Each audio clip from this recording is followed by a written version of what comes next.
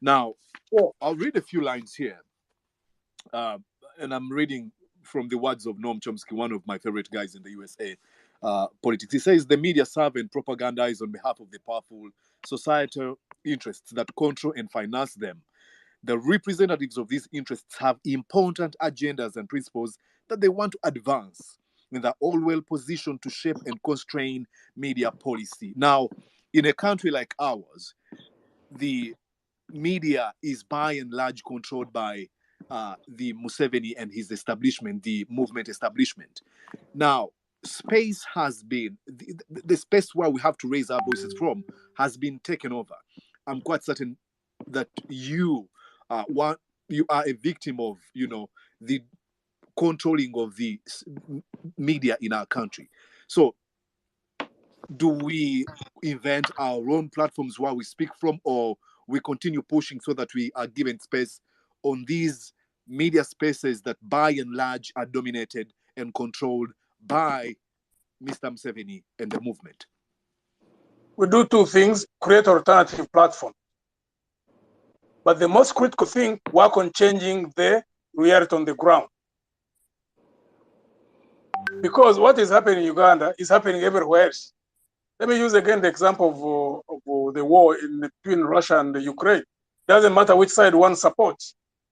But there have been so much propaganda, and at times you would not know. So if you are someone who wants to know the truth, you must look for alternative platforms. Listen to the official versions, listen to Russia, listen to Europe and America. Also listen on the other alternative platforms where there are people speaking. And then you can make your own judgment. But at the end of the day, it doesn't matter what Russia is saying, doesn't matter what Ukraine is saying, Europe, America, whatever is saying. Eventually, what happens on the ground is going to determine the narrative. Because when the war started, you hear one side, which is influencing opinion, to believe that Russia is going to win.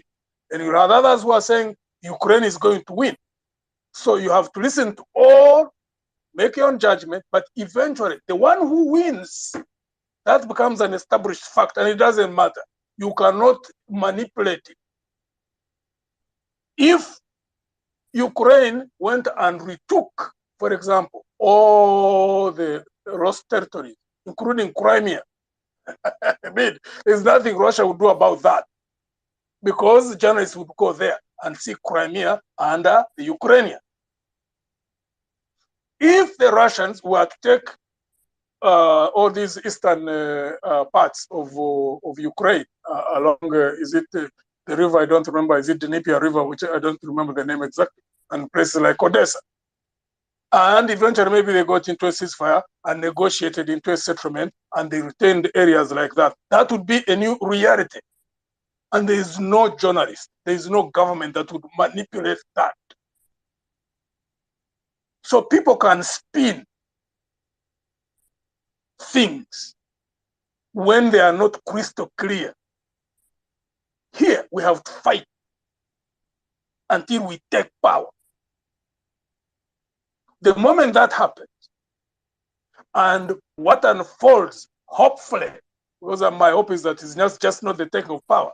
My hope is that those who take power are also of a mind and nature that can act in building a better society. That becomes self-evident. If it does not become self-evident, there is no way you can manipulate that. So to me, the focus, as we listen on the different platforms like we are trying to do, we have to work 24/7 to change the undesirable reality which is here in Uganda and change it into the desirable reality that we want. And I can tell you, all these people you see on propaganda, that's why I never follow propagandists. They can say whatever they want to say. They can, all nature of propaganda, they can spew it out 24/7. But when the reality changes, that's it. And so many of them will now look for a new thing to propagandize about. You have to spend more time on that, change the reality. And then the person running propaganda will have no way of spinning. I mean, it's like, I don't know what example one can use.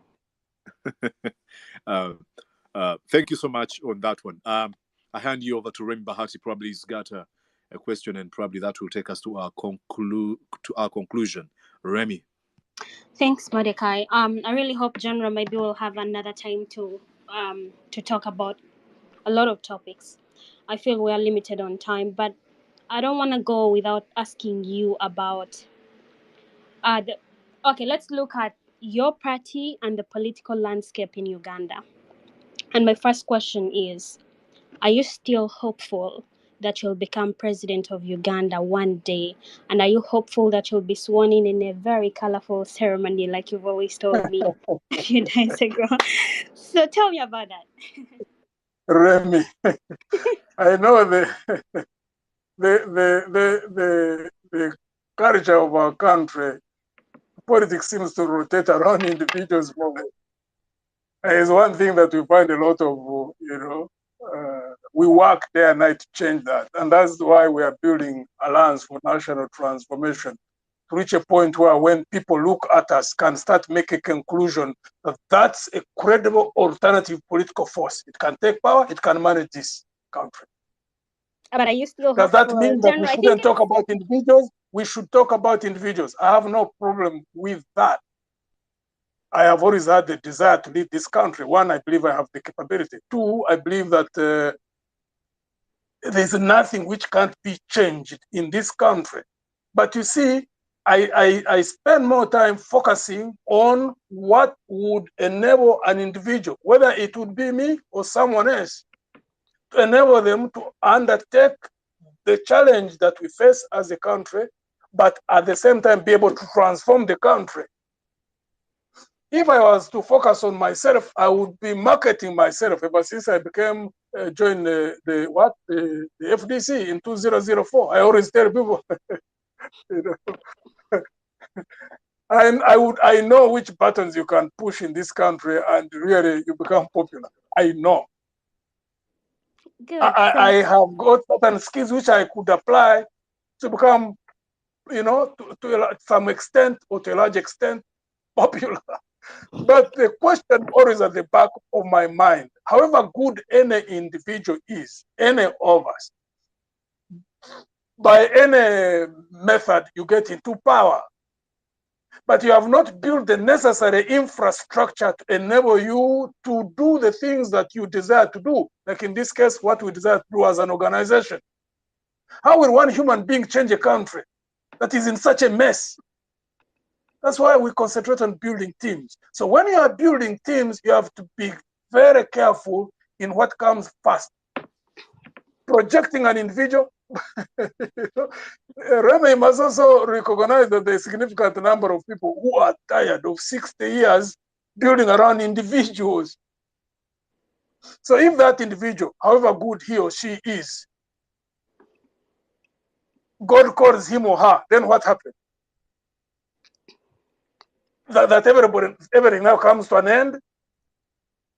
That's why the good that is in us, for those of us who are in NT, there's good in me. There's good in a number of other leaders. We want to bring it together and build a team and also build a new culture.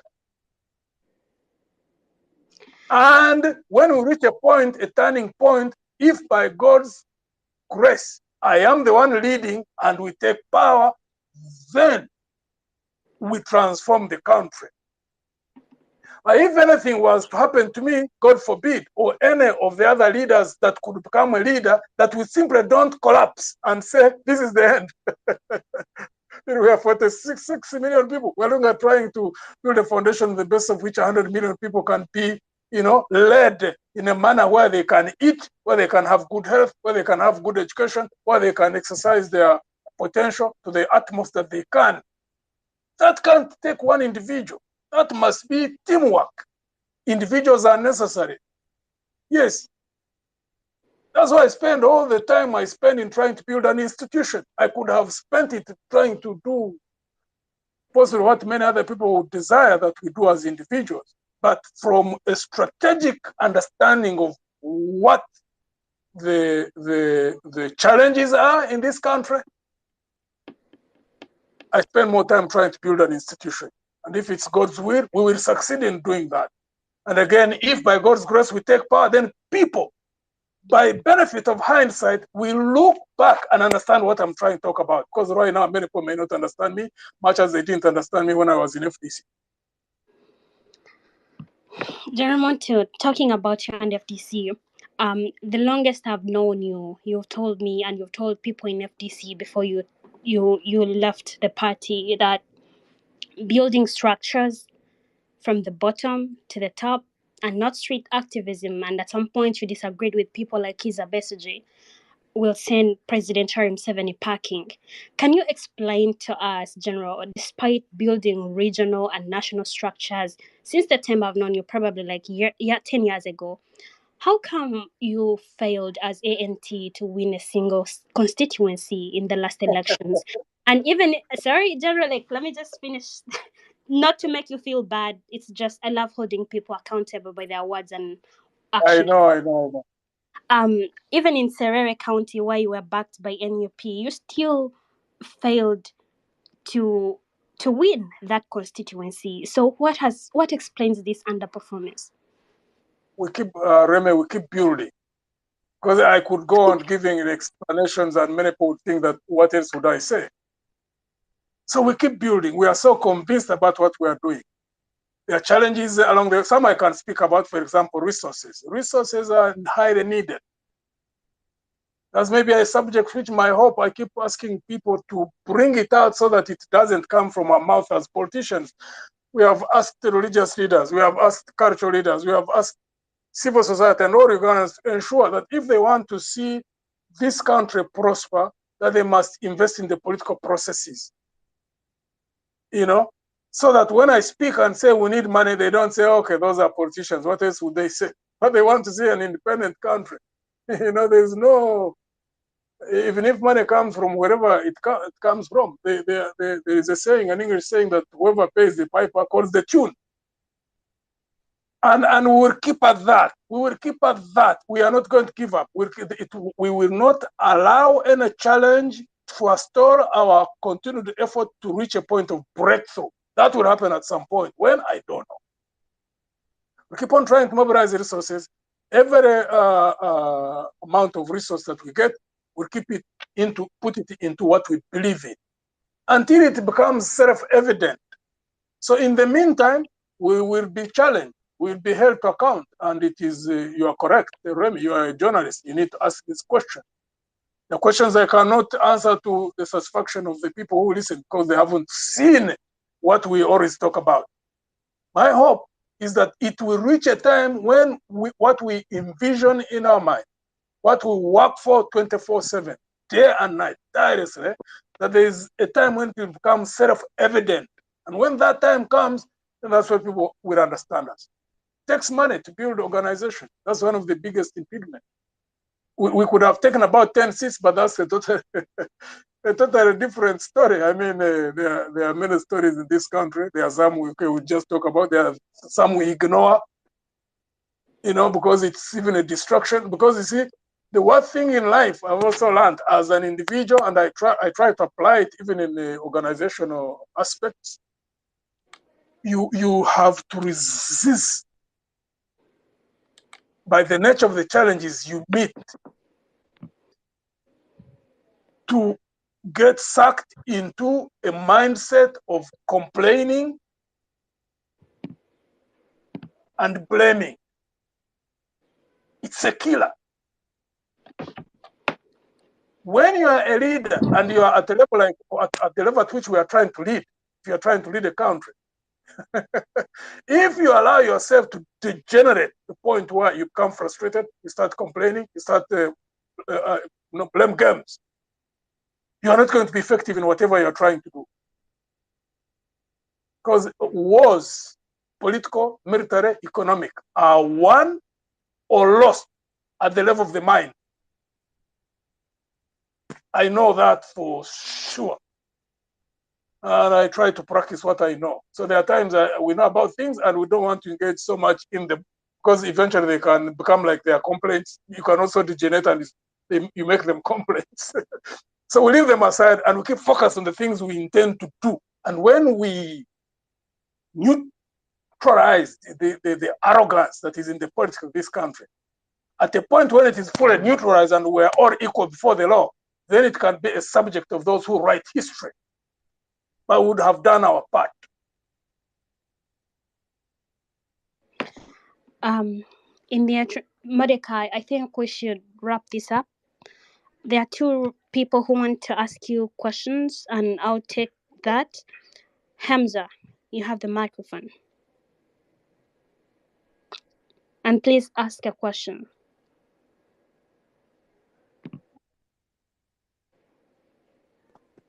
Okay, Hamza is not Yes, there. I'm here. Okiru, I'm here. James?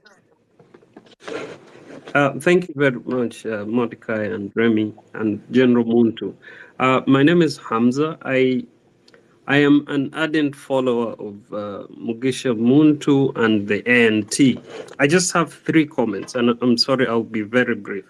Remy and Mordecai, this is to you and maybe you as journalists. I just wonder, when presenting these kind of spaces, do you present them as journalists or you present them as activists? Because that difference is very important in trying to put across a message. Because I feel like certain questions you ask them from the perspective of an activist, which may skew the message you're trying to put across. And it comes across as you're being biased towards a certain perspective. And yet you are seen as a journalist. So that's just an observation. I don't need you to answer, but if you want to answer, that's okay with me. So on the other issue, you talked about General Muntu saying he wants to become the president of Uganda, blah, blah, blah. I think ANT is on the right track. It's a very young party. What they're trying to build is not something that everyone will see. Most of us Ugandans were used to populism, and building is much, much harder than trying to come out as populists and want something to happen now. That never happens. Our country is going to balloon into a very large population. We don't have any structures in place. So I would like a party that represents my country to have the ability and capacity and the intention to build right from its structures, built into its veins as a party. So for me, I don't care if ANT does not have a single member of parliament in parliament, but the message will come across. Very few people don't see it. What is the question? I'm just giving a comment. I'm not asking General Muntu any question. And this is to We're taking questions only, please. This is to General Muntu. And I've said this several times. Maybe it would be helpful if we fix our website so that we are able to donate through the portal. Thank you. Great. Well, thanks a lot. We'll work on that. Our technical people are listening in. We've been working on that, but it also requires money anyway to put out some of those things. I will respond to you, Hamza. I am a journalist who is interested in social justice and human rights. And my journalism over the years has evolved from being neutral, balanced, to being truthful. One of the things that I've always tried to emphasize since I graduated from Columbia Journalism School with a Master of Science degree in journalism is, and one thing that I was taught is calling out, I'll use the word my professor used, calling bullshit, bullshit. And this is a form of journalism that is not practiced in Uganda for fear of label being biased or an activist. I thank you. Mordecai, do you have a response for him? Oh, sure. Now, I think by and large he was referring to me because of the way I ask my questions. Now, it's a very delicate line to look at someone, to identify whether someone is an activist or a journalist. When I went to university for my bachelor's degree in mass communication and journalism, one thing I was taught is journalism of my nature is some sort of advocacy. And now it is up to you to make your own judgment whether I'm becoming an activist or I remain as an activist. See, all I'm stating are facts. I'm not bringing in lies, to sound sweet, or, all I'm saying, I'm not saying anything. I'm not adding to or even subtracting. I'm just stating facts. So it is up to you to formulate some sort of a label. But one thing I know is, for sure, is that's what I was taught, that advocacy in the kind of journalism that I do, is part of it. So I don't know how you make your own conclusions, but that's what I was taught. And thank you so much for that observation. I think, General, do you have a second to take one question from someone who is a Mhozi supporter? Yeah, please go ahead. All right. Very much pleasure. Team Mhozi Kainerugaba, you have the microphone.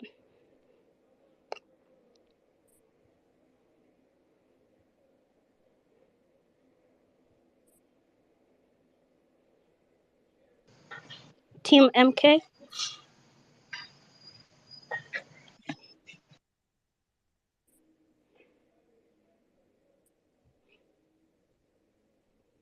I think Team MK won't be speaking. If he is not able to speak, maybe he can text it and you read it.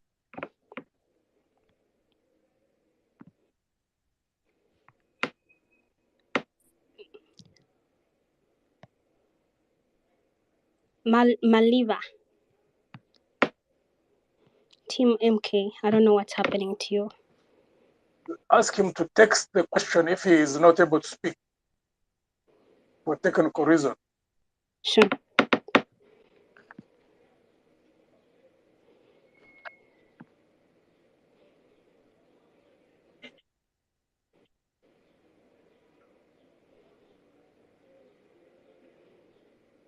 I think Maliva, it's your turn to ask a question or give a comment. I think Mordecai, now that guy talked about Hello. the media and activism. Hello. Yes, Someone is Maliva. coming. Yes, my name's called Maliva Harith, and I'm the former parliamentary aspirant to Bugweri constituency. First and foremost, I would like to recommend you people, Remy, for coming up with this space. And in a bit to this, I'll just need to give a comment before I ask something. The reason why we are reaching at this point, it is not that Ugandans, we don't know what we want, but it's just because we are facing challenges whereby we are personalizing the situation, and this is something which is affecting the general perspectives of everything. I'll give you a scenario. We have the issue of torturing people. I'm proud that you have talked about it, but this issue of torturing people, we are advocating for it on an individual basis. That is why reason we are seeing that General Muntu is here before, but he's not powerful like the way we believe he is. Reason being, we have turned the politics of this country to be a politics of personalizing. I'll give you a clear example. General Mugisha Muntu cannot be compared to the leaders of other political parties on the way of doing things. But because we decided to personalize things, we can put him lower. But because he's a general and he's someone who cannot just give up, he keeps on pushing. This reminds me you on the issue of, this goes to my sister, Remy. If we are to change the society, as journalists, you have a big role to play. Let me give you a scenario. If you are changing a society as a journalist, it is better you be neutral. Neutral, thinking or believing that whatever you will raise out, it will be upheld by the society. But even before we start the presentation, you already have that bias that whatever we are presenting, it will not be achieved, it will not achieve anything. This is bad. So for me, I think we should put this thing as a national issue. If Remy is being tortured by someone, how are we responding to the issue, not just because of her position, but just because of her rights, because the constitution, when it is bringing out the rights, it is not discriminating, it is giving us these rights as general rights to us all. To my brother Malachi, the issue is not that the population, they are not appreciating the role of the media, but the issue is we the elite people, the so-called elite, who can come up and hold these phones, the smartphones, how are we utilizing the opportunity to teach the population, to tell the population what should be done? I'll give you a scenario. We are talking about homosexuality, but you will all believe with me that you can't advocate for anything when the person you are fighting for is not seen. Uganda as a country, Uganda in its sense as a country, we are said, just like the general said it before, that homosexuality has been in Uganda for over the ages and ages, but no one has ever Mariba, you're gonna have to attempted. summarize the question. Okay, then to my question will go is, I would love if we are to go for the issue of handling the issue of homosexuality. I would recommend General Mugisha Muntu for his response. I would like also to hear the same question being asked other leaders, like Remy, my sister, you should ask this question to the leader of NUP. Trust me, the moment you ask that question, you will tagged to be a mole and you'll be hated. This is what I'm saying. We as the people who have the moral authority to talk about something, we should bring this thing as a general issue, not as personal issue, so that we get Thank the you, Mariba. response, we get the full conclusion. Welcome.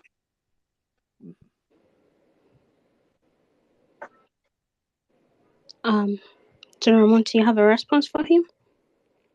I didn't really get the question. Comment. Yeah. Let me use this opportunity to talk about, since you're all asking me about the media and activism. In Uganda today, as we speak, and this is a topic we're going to talk about, the media has been compromised. The government of Uganda is reaching out to every person who has influence, followers on Twitter. They have tried to reach out to me and Mordecai as well to compromise, to support the government. We have been harassed, intimidated, hounded by the people in government over the stories we highlight, stories about abductions, stories about, I remember when I interviewed Kakwenza, my brother was abducted over that story. And the whole, I never really wanted to engage, but if you're bringing it up, and this is why I'm trying to explain to you where I am coming from. In a country where we have a silent media, a biased media, where stories of abductions are not highlighted and we're giving them a platform to speak about these injustices. You label us activists, you label us people who hate the government, but that's not what we're trying to do. We are advocating for inclusiveness, and that is okay for any journalist to do that. Media, again, I said my journalism has evolved. I'm not going to be neutral when I see someone infringing on somebody else's rights. I'll call them out. And that is the journalism that is not being practiced in Uganda, because everyone is scared of being called biased, scared of being tagged to a political party. I am not NUP, I am not NRM, I'm a friend to General Muntu, but do I support his party activities? No. I will call him out when he goes astray. That is my role. I'm doing my watchdog role. And if that gives you discomfort, then I really don't know what to tell you guys. General, I don't think there are other questions, so we'll ask you to give concluding remarks, and then we'll close this space. Anyway, extraordinary circumstances call for extraordinary actions. Kale, again, Sala Mochigundu Wangobujo, Agafa Mbwengula, mpuliriza conversation, General Muntu, Nayogane Bannamawulire, I don't think there would be any way how njikutte lwa nsonga nti batukkiriza bagambye nti tuli baddembe okukwata eddoboozi for example, like now, the issue of journalists. bo bennyini bannamawulire batukkiriza so toyongera okuwuliriza. I suppose most journalists would be as neutral as would be required. But when you see someone putting a boot on someone's neck, and you're a journalist, you will wonder how to write about that. How to be neutral about that. It's tough. It's tough. It's a tough thing. I hear in Uganda it's tough for everybody. It's not only journalists, it's for everybody. Everybody, Like for example, when the religious leaders come up and speak of things which are critical about the regime, then people will go for them. But when they praise the regime, then it is like they have ceased to be religious leaders and also cultural leaders like that. That's the environment.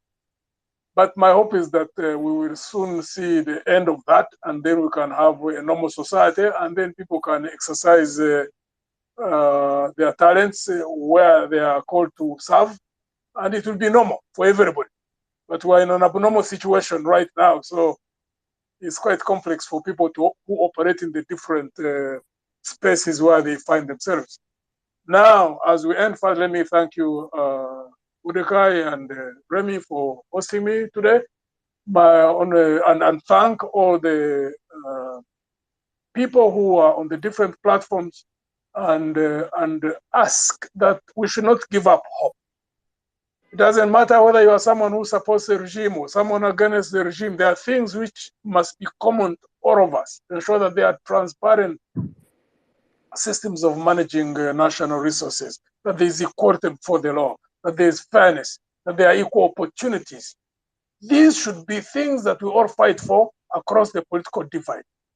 And we respect those who, to some extent, or to whatever extent they're able to, who keep raising their voices even when it is difficult for them to do so, like those who are on the side of the regime. That's how we'll keep on building until we reach a critical number of Ugandans who can shift the balance of forces in favor of change and hopefully positive change. That's what we work for as Alliance for National Transformation. We keep doing that because while we are projecting long, medium term, we also act on the day-to-day requirements or responsibilities or the burdens that we carry as leaders, as an organization, to see how we can influence this situation. So we call out all like-minded Ugandans who want to see a value-driven organization to link up with us. There are those who can be active. There are those who may not necessarily be active, but give background support in terms of maybe influencing, participating in policy formulation in areas where we link up with them in regard to that. Others, financing, so we can build a normal society as we progress towards the future. More so the young, the future can't shape itself. It must be purposefully shaped the direction that we desire to see the country go. I'd like to thank you, and may God richly bless you all.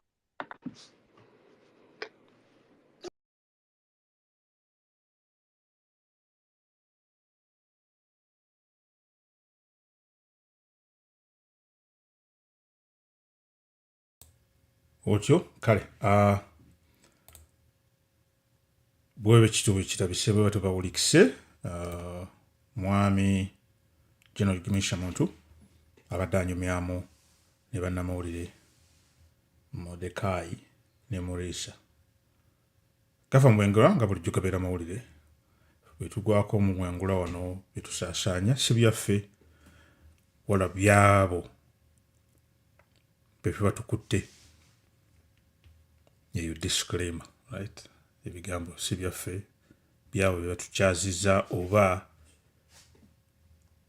abo bwe tuba tusanze ng'ebyayogedda ebyabwe biwanyisigama mu bwengula wano. Musiibe bulungi Salongo Kigundu. Temwerabira tuyina emikolo egijja mu maaso wano. Buganda mu North America Convention egenda kubaawo mu Seattle eyengedde eyo very soon. Ate batunaava eyo tugende e Dallas, Texas. Bannaffe aba United Technology Forum bakugamba nti jangu owetabemu omanye biki ebipya ebiri mu nsiike ya tekinologiya ye future. So mangu ddala bwe twetabiddemu wenyigiddemu ojja kuba ng'ofulamu okutandika ddala kuffe abantu ssekinnoomu okwambukira ddala ku communities zaffe tukuŋŋaanira paka n'eggwanga as a whole. Technology is the future. Naddala information communications technology, ICT. Technology addukanya nze kyempita obwengula mawulire programu eno era gyolaba nga nyita gafa mu bwengula.